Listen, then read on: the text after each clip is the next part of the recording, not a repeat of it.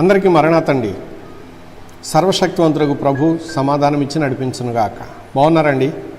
సర్వలోకనాథులకు ప్రభువారు మనకు అనుదినము కూడా ఎన్నో వాగ్దానాలు ఇచ్చి ఫలింపు చేసేవారై ఉన్నారు. ప్రియ స్నేహితులారా, ఆయన ఇచ్చినటువంటి మరి చక్కని మాటలు మనకు జీవాన్ని ప్రసాదిస్తూ వృద్ధిని కలిగించేవిగా ఉన్నవి.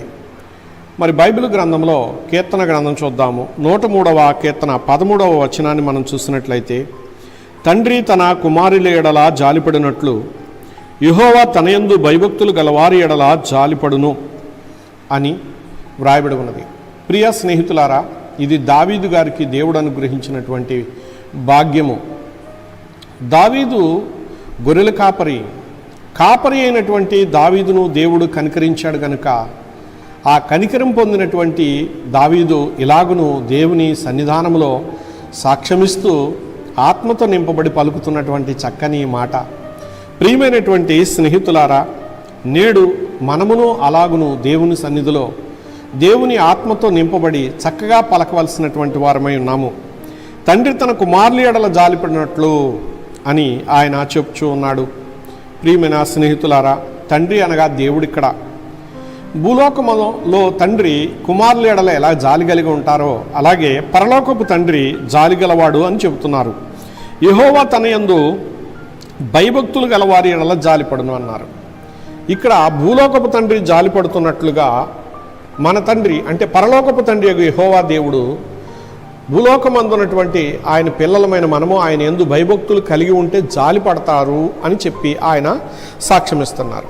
అంటే దేవుడు జాలి పడ్డాడంటే మన బ్రతుకులు మారినట్లే, మన స్థితి మారినట్లే, మన గతి మారినట్లే. ప్రియమైన స్నేహితులారా, దేవుడు జాలి పడాలి మన మీద. ఎవరి మీద జాలి పడాలంటే వారు ఏం కలిగి ఉండాలని చెప్పారు? ముందు భయము భక్తి కలిగి ఉండాలని చెప్పారు. ఆయన యందు భయభక్తులు కలిగిన వారి ఎడల జాలి ఆయన కలిగిన వారుగా ఉంటారు. గనుక ఇక్కడ జాలి ఎవరైతే దేవుని ఎడల ఇక్కడ పొందుకున్నారో వారందరూ కూడా ఘనమైనటువంటి భాగ్యవంతులే. ప్రియ స్నేహితులారా, ఇహలోక భాగ్యం పరలోక భాగ్యం వారు అందుకోగలుగుతారు.